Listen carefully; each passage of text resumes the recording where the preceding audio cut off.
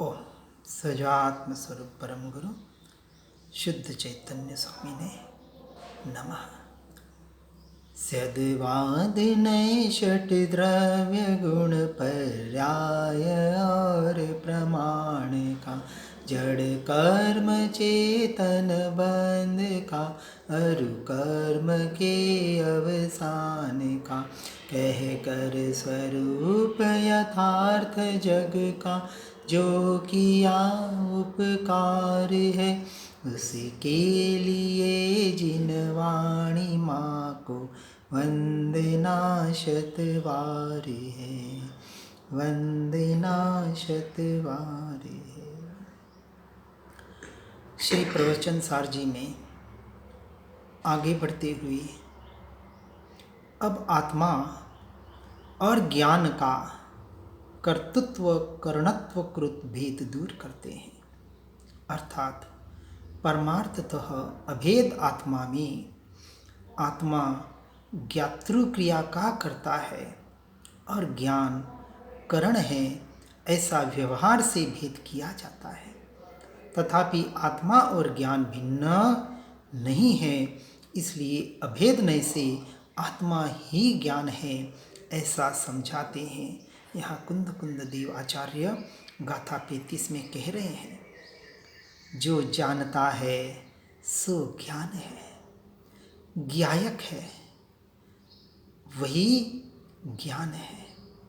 ज्ञान के द्वारा आत्मा ज्ञायक है ऐसा नहीं है, स्वयं ही ज्ञान रूप परिणमित होता है और सर्व पदार्थ ज्ञान स्थित है।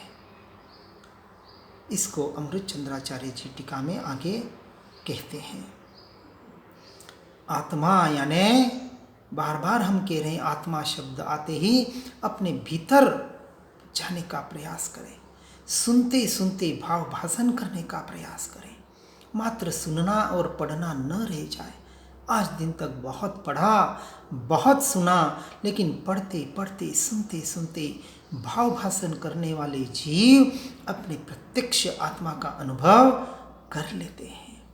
इसलिए महत्व सुनने और पढ़ने की नहीं है, कितना याद किया उसकी नहीं है।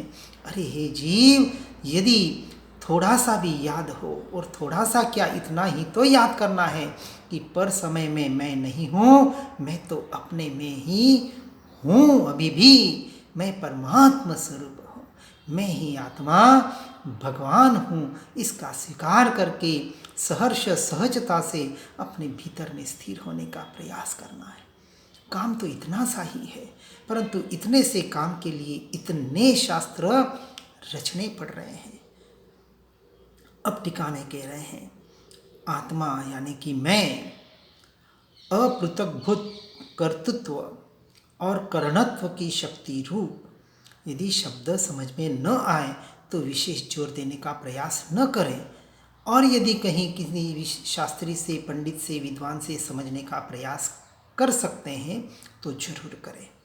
इसलिए ऐसे परमेश्वर्यवान यानी परम सामर्थ्य परमेश्वरता किसमें, स्वयं में होने से, जो स्वयमेव जानता है, और अर्थात जानने की वजह से, ज्ञान स्वभावी होने की वजह से आत्मा को, जीव को ज्ञायक भी कहा जाता है।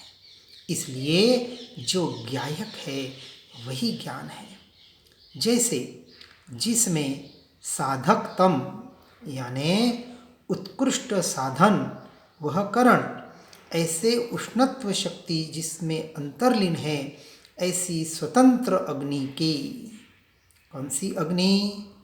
जो स्वतंत्र रूप से करे उसे कर्ता कहा जाता है, और अग्नि के दहन क्रिया की प्रसिद्धि होने से उसे उष्णता कही जाती है। अग्नि जलाने की क्रिया करती है, इसलिए उसे उष्णता कहा जाता है। जहाँ उष्णता है वहाँ अग्नि है, और जहाँ अग्नि है वहाँ उष्णता है, गर्मी है। गर्म वस्तु यानी उष्णता, वह गर्मी। इस बात को यहाँ कहना अपेक्षा से कहने का प्रयास किया जा रहा है। यानी जहाँ ज्ञान वहाँ ज्ञायक, और जहाँ ज्ञायक वहाँ ज्ञान। इसलिए जो पृथकवर्ती हंसिए से देवदत्त काटने वाला कहलाता है, उसी प्रकार पृथकवर्ती यानी ज्ञान से आत्मा जानने वाला ज्ञायक है। यदि ऐसा हो तो दोनों की अचेतनता आ जाएगी, और अचेतनों का संयोग होने से पर भी ज्ञप्ति उत्पन्न नहीं होगी। यानी आत्मा और ज्ञान के पृथकवर्ती होने पर भी यदि आत्मा के ज्ञप्ति का होना माना जाए तो परज्ञान के द्वारा पर को ज्ञप्ति हो जाएगी, और इस प्रकार राख इत्यादि के भी ज्ञप्ति का उद्भव निरंकुश हो जाएगा। यानी यहाँ ये बताने का प्रयास किया जा रहा है कि आत्मा और ज्ञान पृथक है, किंतु ज्ञान आत्मा के साथ युक्त हो जाता है, इसलिए आत्मा जानने का कार्य करता है। यदि ऐसा माना जाए तो जैसे ज्ञान आत्मा के साथ युक्त होता है, उसी प्रकार राख, घड़ा, स्तंभ इत्यादि समस्त पदार्थों के साथ युक्त हो जाए और उससे वे सब पदार्थ भी जानने का कार्य करने लगे, किंतु ऐसा तो नहीं होता। इसलिए आत्मा और ज्ञान पृथक नहीं है। पृथक अपेक्षा से, व्यवहार से, सद्वाद शैली से सिर्फ समझाने के लिए बताया जा रहा है, और साथ में निश्चय की भी बात बताने का प्रयास किया जा रहा है। और अपने से अभिन्न ऐसे समस्त ज्ञाकार रूप परिणमित जो ज्ञान है, यानी स्वयं से अभिन्न रहते हुए जो समस्त ज्ञाकार रूप परिणमित होता है, ऐसा स्वपर प्रकाशक जिसका स्वभाव है, ऐसा जो ज्ञान गुण है, उस रूप वह ज्ञान स्वयं परिणमित होने वाले को कार्यभूत समस्त ज्ञाकारों के कारणभूत समस्त पदार्थ ज्ञानवर्ती ही कथनचित है, यानी अपेक्षा से कहे जाते हैं। इसलिए ज्ञाता और ज्ञान के विभाग की क्लिष्ट कल्पना से क्या प्रयोजन है। यानी जो यहाँ ज्ञाता और ज्ञान, भेद ज्ञान, ये ज्ञाता है और ये ज्ञान है, इस तरह से नहीं। जहाँ अभिन्नता आती है, जहाँ ज्ञाता, ज्ञान और ज्ञेय इनकी एक रूपता होती है, जब ज्ञेय का विषय ज्ञान बनता है और ज्ञान का विषय ज्ञाता, ऐसा अखंड द्रव्य बनता है, तब जाके वहाँ आत्मा की अनुभूति हुई, ऐसा कहा जाता है। इसलिए उसके विभाग की क्लिष्ट कल्पना से क्या प्रयोजन है। अब यहाँ व्यवहार बताकर निश्चय की बात बता रहे हैं। व्यवहार से भेद किया कि आत्मा है, उसके अनंत गुण हैं, उसमें एक ज्ञान गुण है, वह ज्ञान गुण की हर पर्याय निरंतर जानने का कार्य कर रही है। ये तो भेद की अपेक्षा से बताया, परंतु अभेद की अपेक्षा में ऐसा कहीं भेद नहीं है। इसलिए आत्मा निरंतर स्वयं से, स्वयं में जो 6 कारक बताए, सब कुछ आत्मा में यानी स्वयं से स्वयं में ही घटित हो रहे हैं। इस बात को हमें समझना है, और इस बात को समझाने के लिए आगे अब व्यक्त करते हैं कि ज्ञान क्या है और ज्ञेय क्या है। इसको गाथा 36 में बता रहे हैं। इसलिए जीव ज्ञान है और ज्ञेय 3 प्रकार से वर्णित द्रव्य है।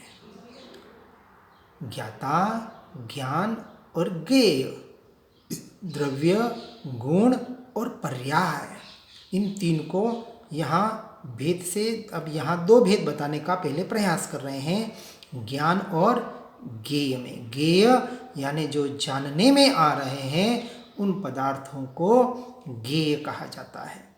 उनको 3 प्रकार से वर्णित, यानी उसको त्रिकाल स्पर्शी द्रव्य कहा गया है। वह ज्ञेयभूत द्रव्य अर्थात आत्मा, स्व आत्मा और पर जो कि परिणाम वाले हैं, इस अपेक्षा से भेद करते हैं।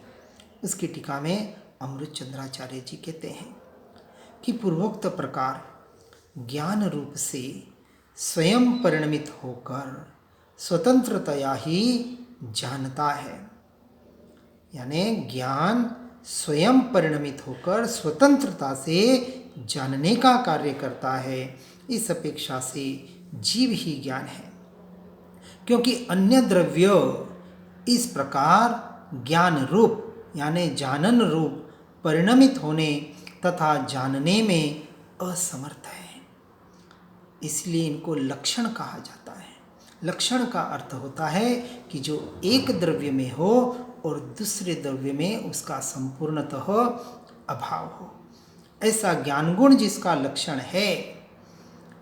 और ज्ञेय यानी वर्त चुकी, वर्त रही और वर्तने वाली, भूत, वर्तमान और भविष्य, ऐसे 3 प्रकार की विचित्र पर्यायों की परंपरा के प्रकार से त्रिविध काल कोटि को स्पर्श करता होने से अनादि अनंत ऐसा द्रव्य है। ज्ञेय की अपेक्षा से त्रिकालवर्ती कहा, क्योंकि हर समय पर्याय में उत्पाद व्यय हो रहा है, सभी जीवों के हो रहा है। निगोद से लेके सिद्ध परमात्मा तक सभी जीवों के पर्याय में उत्पाद व्यय हो रहा है। इस अपेक्षा से अनादि अनंत ऐसा द्रव्य है और आत्मा ही ज्ञान है और ज्ञेय समस्त द्रव्य है। और वह ज्ञेयभूत द्रव्य आत्मा और पर यानी स्व और पर ऐसे भेद से 2 प्रकार का बताया गया है। इसलिए ज्ञान को स्वपर प्रकाशक भी कहा जाता है। और जैसे कहा कि सम्यक दर्शन का तीसरा पायदान, पहला पायदान कौन सा? सद्देव, सद्गुरु, सत्शास्त्र, सद्धर्म श्रद्धानम सम्यक दर्शनम। अभी तो हम यही इस में ही मार खा जाते हैं। सद्देव अरहंत सिद्ध केवली परमात्मा के अलावा कोई देव नहीं। सद्गुरु, इसमें बहुत बड़ी भारी भूल हो जाती है। पंच महाव्रतधारी भावलिंगी मुनि जो नियम से द्रव्यलिंगी होते ही हैं। बात समझनी है बराबर। भावलिंगी यानी अंतर्मुरत अपने शुद्धोपयोग में लीन होने वाले और बाहर से द्रव्यलिंग का पालन जिनके सहजता से होता है। और सतशास्त्र, कौन से सत? जो सिर्फ और सिर्फ अनुयोगों के द्वारा अंत में अपने स्वरूप तक, स्वभाव तक यानी आत्मा तक पहुंचाने का कार्य करें, ऐसे सतशास्त्र।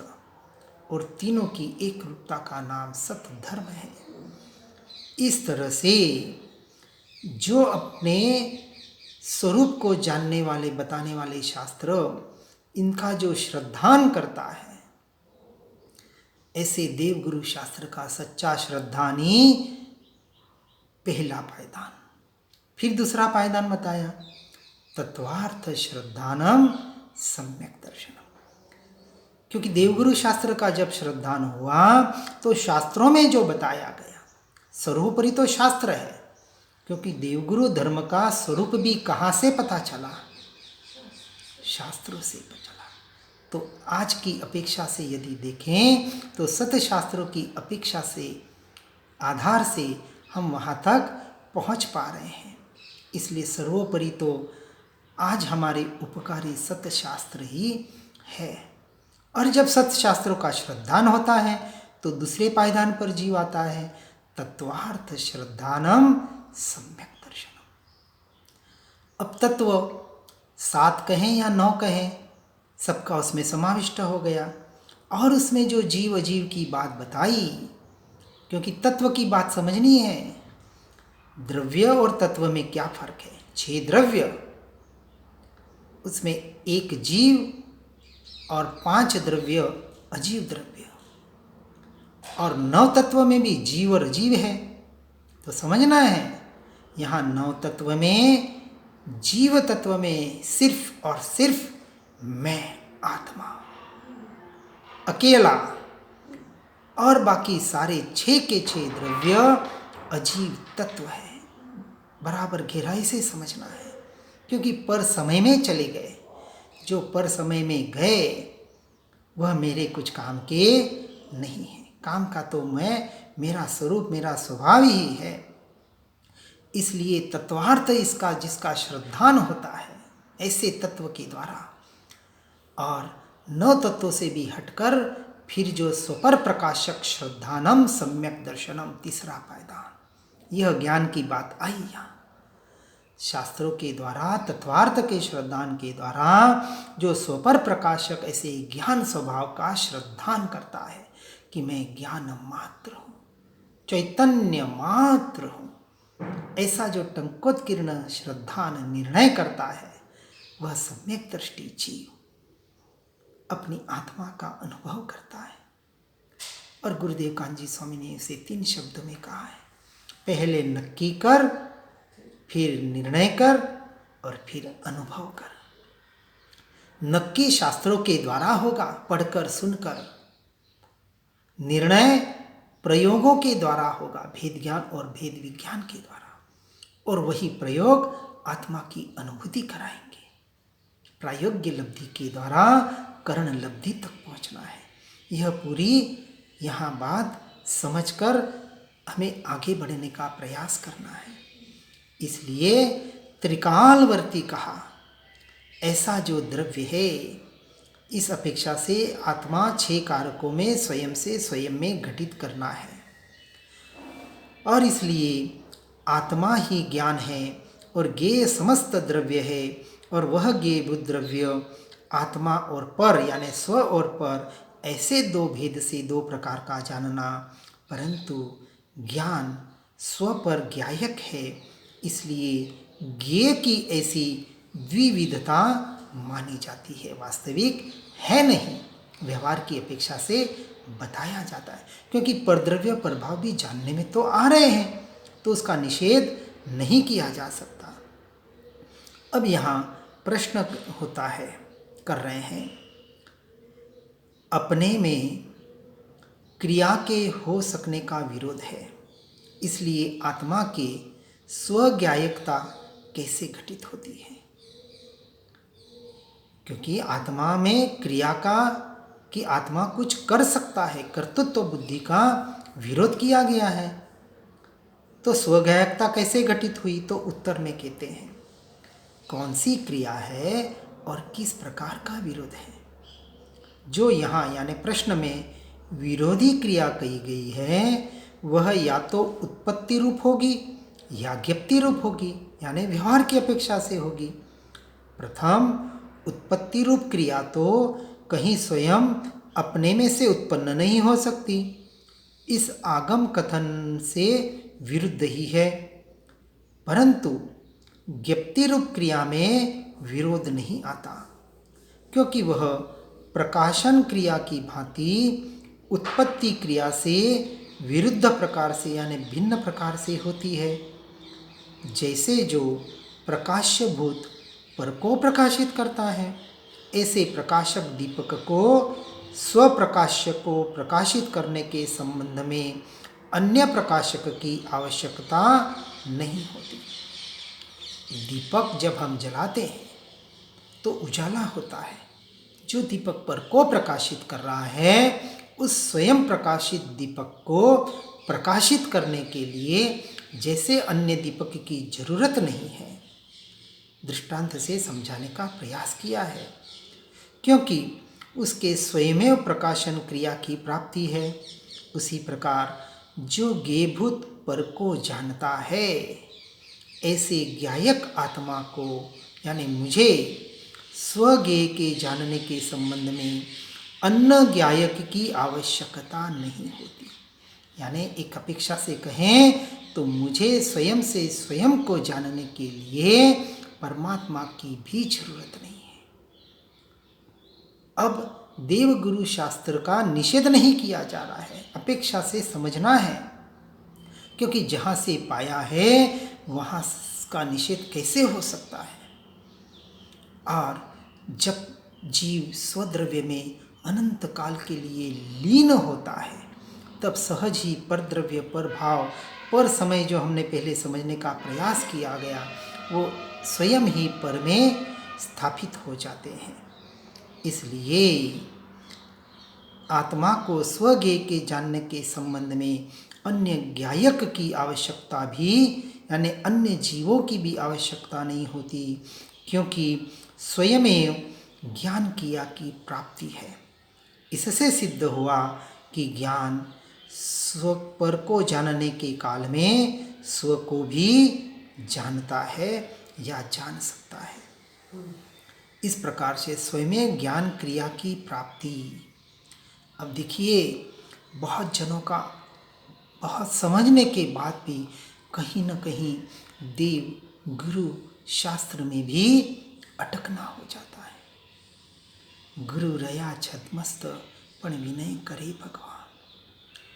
व्यवहार विनय और परमार्थ विनय को समझना है। जब जीव अनंत काल के लिए अपने स्वरूप में एकत्व करता है, लीन होता है, तो ये बाहर के भगवान देव गुरु शास्त्र भी पर समय में चले जाते हैं और स्वयं की लीनता से वह जीव केवल ज्ञान को पाता है।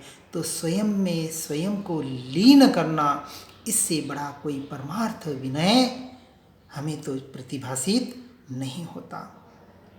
इस आधार से जो स्वयमेव ज्ञान क्रिया की जो प्राप्ति बताई, तो उसका थोड़ा विस्तार से हम समझने का आगे प्रयास करेंगे। हर जीव इस बात को सुनकर, समझकर अपने इस जीवन को धर्ममय बनाने का प्रयास और पुरुषार्थ करे। इसी भावना के साथ ओम नमः सिद्धम। जिन वाणी के ज्ञान से हो सम्यक श्रद्धान, हो चारित्र महान, पाऊं पद निर्वाण। निज निधि निज में बताई, यह अनंत उपकार है।